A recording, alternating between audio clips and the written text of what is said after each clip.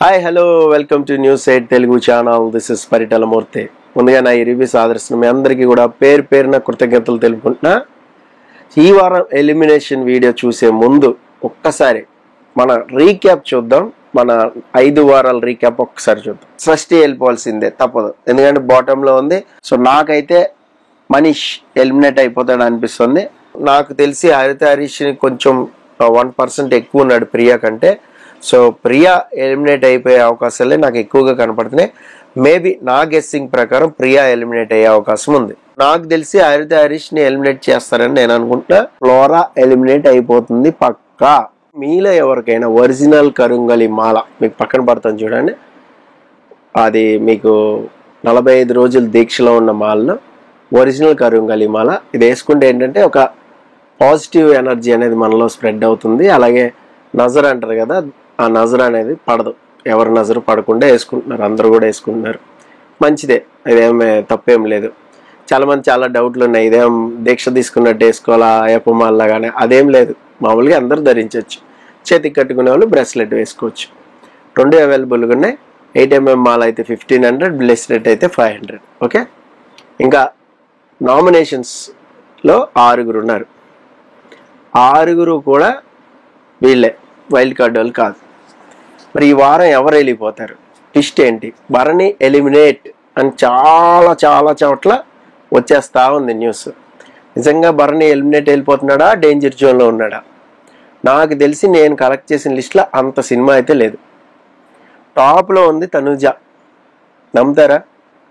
నేను కలెక్ట్ చేసిన లిస్ట్ చాలామంది తనూజ నెగిటివిటీ స్ప్రెడ్ చేస్తూ ఉన్నారు బయట, కానీ చాలా పాజిటివ్ రివ్యూలు అమ్మాయికి వెళ్తున్నాయి. చాలామంది ఫ్యాన్స్, సీరియల్ ఫ్యాన్సే కాదు, చాలామంది ఎందుకనో అమ్మాయి గేమ్ నచ్చుతుంది. కొంచెం ఇండివిజువల్గా మాట్లాడుతుంది, ఇండివిజువల్గా వెళ్తుందని మేబీ లైక్ చేసి ఉండొచ్చు. సో తనూజ అయితే టాప్ 1 ప్లేస్లో ఉంది. 30% ఓటింగ్ అయితే జరిగింది. 30%. నెక్స్ట్ మీరు అన్న డేంజర్ జోన్లో భరణి లేడు. భరణి 2nd పొజిషన్లో ఉన్నాడు. నేను కలెక్ట్ చేసిన రిపోర్ట్ ప్రకారం మాత్రమే చెప్తున్నా.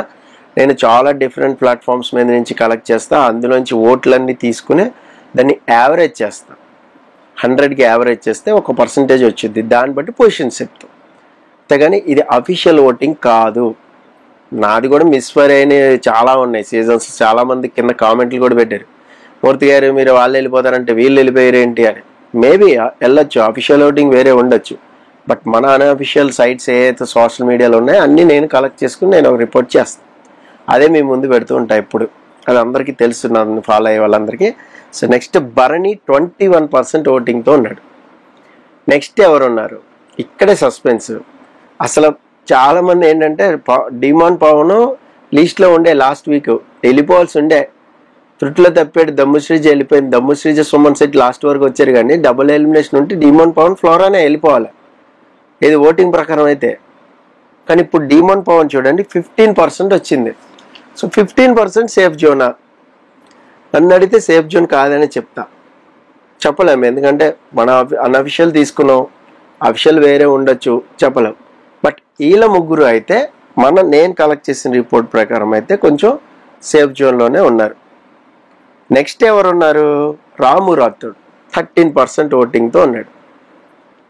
నెక్స్ట్ ఎవరున్నారు? సుమన్ శెట్టి ఉన్నాడు. ఎంత? 11%.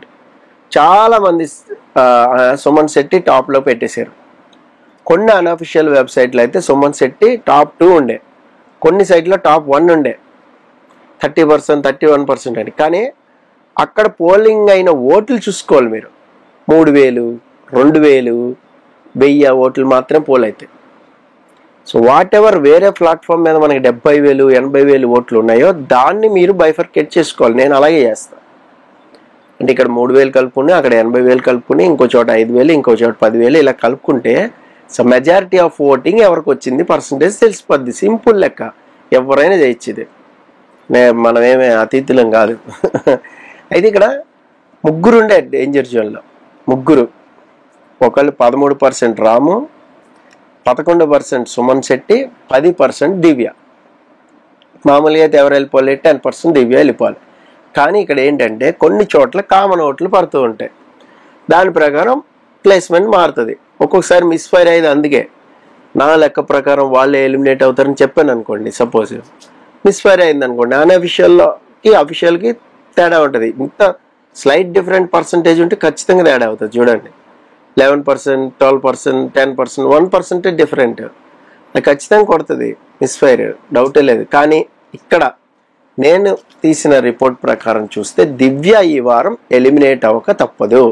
రాసుకోండి పక్కా అని నేను చెప్పను. దివ్య అయితే నేను తీసిన లిస్ట్ ప్రకారం అయితే ఎలిమినేట్ అయిపోద్ది. సో అంతకంటే ముందు సుమన్ శెట్టి ఉన్నాడు. ఇక్కడ బిగ్ బాస్ ఒకవేళ మీకు కంటెంట్ ప్రకారం చూసుకుంటే డిమోన్ పవర్ని తీయడు, రాము రాథోడ్ ఉండాలి, ఎందుకంటే కొద్దో గొప్ప ఏదో ట్రై చేస్తుండు. సో డ్యాన్స్ పరంగా కూడా గుడ్, లేదు అంటే కాల్ తీసుకునే ఛాన్సెస్ కూడా ఉన్నాయి రాముకు కూడా.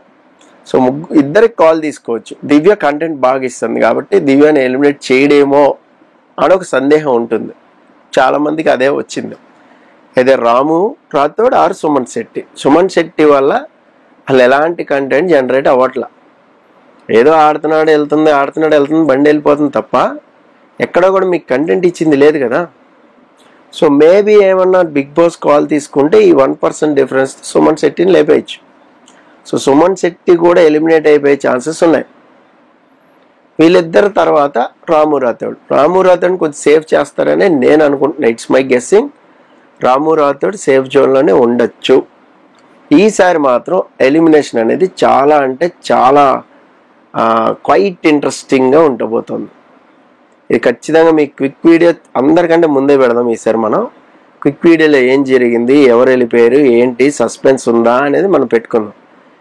If in case Bharani eliminated అని ఎవరైనా పెట్టి భరణి ఎలిమినేట్ అయిపోయాడని ఒకవేళ న్యూస్ వచ్చినా మేబీ అది సీక్రెట్ రూమ్ అవ్వచ్చు, లేదు మేబీ ఏదైనా అవ్వచ్చు.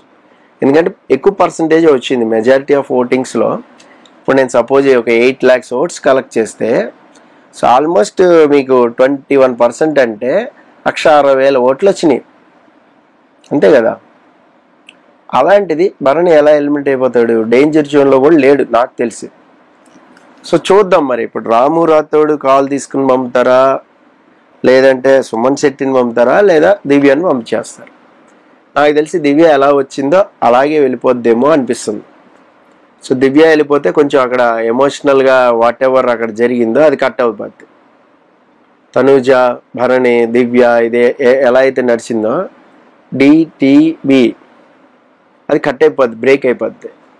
సో మేబీ దివ్య వెళ్ళిపోతే ఈ వారం వైల్డ్ కార్డ్ వాళ్ళు చాలా సంతోషిస్తారు అమ్మయ్యా అని. బట్ కంటెంట్ జనరేట్ చేసింది మాధురితో మాట్లాడటం కానీ, సో వేరే విధంగా మాట్లాడటం కానీ, అంతెందుకు నిన్న ఎపిసోడ్లో కూడా భరణితో కూర్చుని కొంచెం ఎమోషనల్ అవ్వడం కానీ, రీతుతో నువ్వు ఎక్కువ క్లోజ్ అవుతున్నావు, ఎక్కువ మాట్లాడుతున్నావు, నాకు ఇష్టం లేదు అని ఆయన చెప్పడం. సో ఇదంతా కూడా నడిచింది.